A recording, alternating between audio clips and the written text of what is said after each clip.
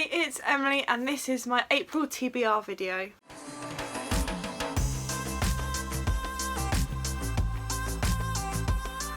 So once again, April has come around. It's the end of or start of a new month, and so it's time to whip out my TBR game. And yeah, I love playing it every month. Where is it? I'll show you. Oh god, everything's falling.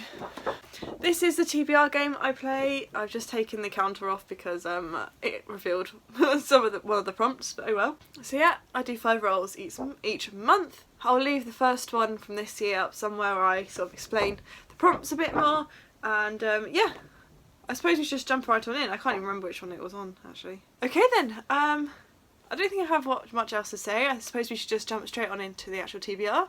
Actually, I've just realised I should probably talk about last month. So in regards to the 5 rolls last month, I finished 3 of them already. One was a buddy read that we have postponed, and the other one is ACOTAR, and I am halfway through that. So I'm counting this as like a win. No punishment for me this month, even though I've stopped doing punishments, but good to know I wouldn't have needed one anyway. So yes, with that, 5 rolls, let's go.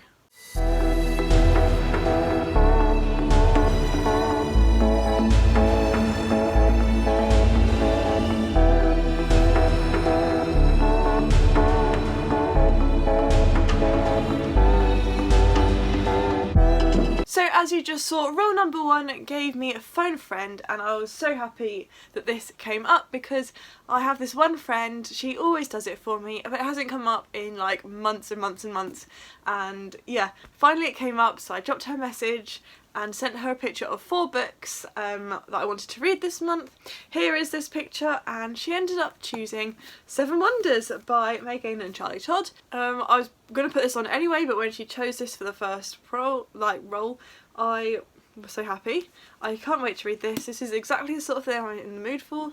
I might even start this like dead on the first, because without giving any spoilers for my vlog away, ACOTAR is not really drawing me in right now, and I kind of want something lighter to just read in between. When I say lighter, I mean not fantasy, because yeah, anyway, more realistic fiction. I will quickly read what's on the back as to what it's about. All Iris Holloway wants to do is see some of the world and have fun with her friends. She's determined to make as many memories as possible before they go their separate ways in September. Artie, on the other hand, is left reeling after being rejected from his dream university. All he wants is to get out of Brighton and forget the bad feelings he's leaving behind. The two are thrown together on a last-minute summer road trip full of fun, adventure, and plenty of distractions from their worst worries. Not worst worries. But with tensions amongst the group running high and confusing new feelings developing between the two, things start to get complicated. Can they avoid being swept up in the whirlwind of emotions that come with first love and still make the most of their last summer? I love a good travel book, road trip book, so this is definitely right on my alley, and I can't wait to read this month, probably quite soon. On to roll number 2.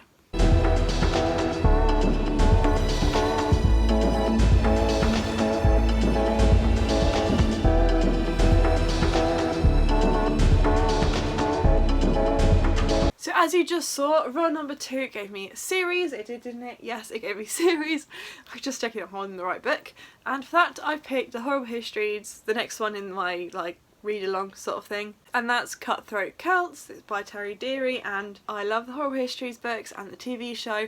I even watched all the song episodes like a couple of days ago and just had an evening of just singing all the songs and actually realising I know nearly all the words to all of them, and that's quite sad but great at the same time. So yeah, Cutthroat Celts is the next one in my books, and yeah, I'm excited to get to it because it kind of linked with the last one, which was the Romans, Rotten Romans. And obviously Cutthroat Celts, Boudica, the iconic song from that. Yeah.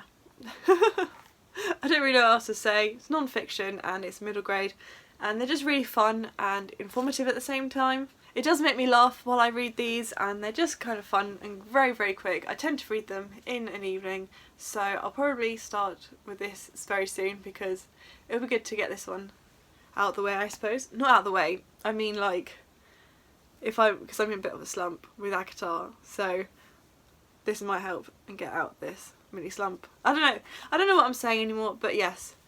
Cutthroat Celts is my book for series. And now on to run number 3.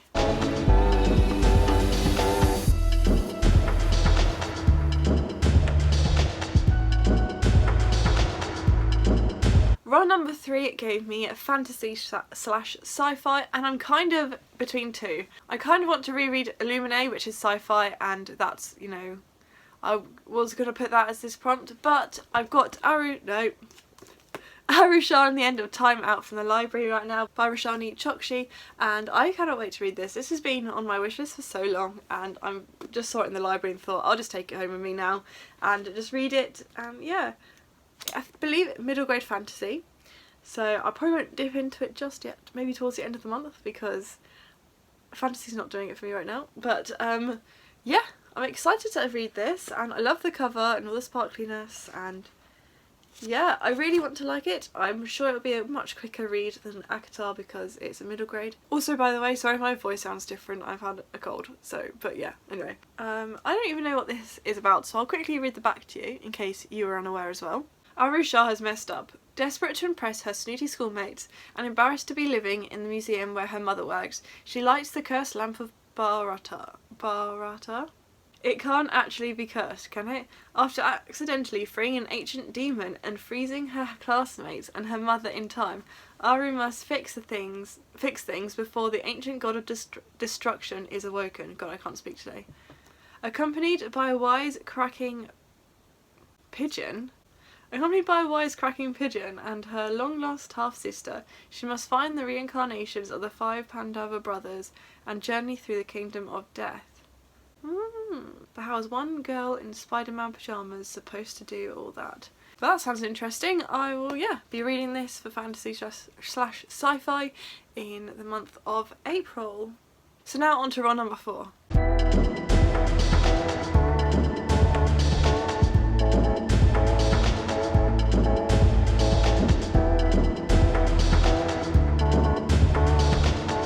As you just saw, run number 4 gave me Flip a Coin. So the two books that one of the books that I had originally chosen to flip a coin for, I haven't managed to pick up from the library because I was so ill at the weekend that I couldn't go into work, so I didn't manage to pick up the books that I had reserved. However, I have decided to flip a coin to choose between Love Creekwood, which is a library book, and another library book which is Love to Hate You by Jo Watson, and this is one of the few Jo Watson books that I have not read. And, well, I say few, I've basically just read her Destination Love series, so I need to read all the others, as she is my favourite romance author, so I'm kind of hoping this will come up, but also this is very short, and that could really help. Also, as you may notice, my bookmark is in it, because the other day I got bored and read the first 8 pages of it, so I have already started it, and it's only about 100 and something pages long. It's like a short novella. 111 pages. Yeah, so I'll quickly read. Actually no, it doesn't matter, I'll flip a coin first, then we'll find out. What shall I go for? Shall I go for, because there's more heads on that, shall I go that for heads and then that for tails? Okay, heads, tails. As per usual, when this comes up, I have my 50p pot. Yeah, should we pick a random 50p? Oh, this is so not exciting and nobody is here for this content except me, but I find it exciting.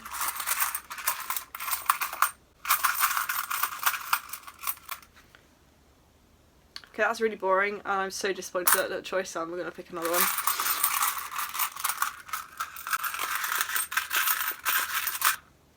It is. Kayaking? Canoeing, kayaking, whatever that Olympic sport is. Freshwater canoe, is that what it's called? This one? Can you even see that? I don't even know if you could tell, but anyway, that's the coin I'm going to flip with. Okay, heads for Love Creekwood, tails for Love to Hate You. Okay, that didn't even flip anyway, that just went up in the air. That flipped. I literally ran out of storage as I flipped it, and so I've had it balanced on my hand the whole time that I was sorting that out. Basically, it's heads. So heads, it means Love Creekwood. So yes, Love Creekwood is now on my TBR for April, which is going to be nice and short, and I might actually read that next then, because I'm halfway through. I say halfway through, I'm 8 pages in. I don't know, I swear for every book so far I've said I will read this next, apart from Arusha and the End of Time. I don't know why. I don't know what that was either, so yes, I suppose one more roll. Oh, I didn't even say what it was about. Let's give a quick summary. It's been more than a year since Simon and Blue turned their anonymous online flirtation into an in-real-life relationship, and just a few months since Abby and Leah's unforgettable night at senior prom. Now the Creekwood crew are first years at different colleges, navigating friendship and romance the way the story began, by email. So it's just a load of emails between the friends, and I'm pretty sure, yeah, that's basically it. So yeah. And now on to roll number 5, the final roll.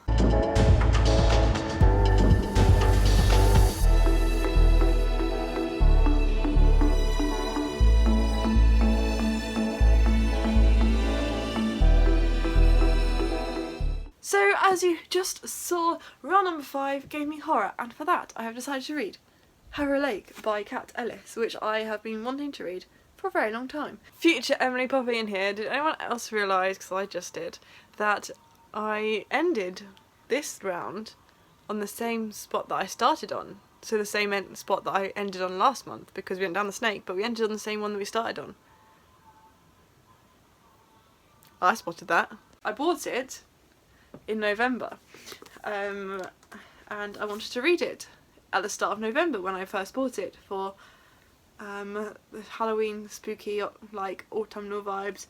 It's now April, and that's the complete other end of the year, like opposite side, and I'm still going to read it though, and it's, you know, the one that's all yellow. I actually really like this cover. I'll quickly read what's on the back, so if you don't know what it's about, then you can learn with me. Lola knows all about Harrow Lake. Her famous father directed Nightjar, the cult horror movie that was filmed there.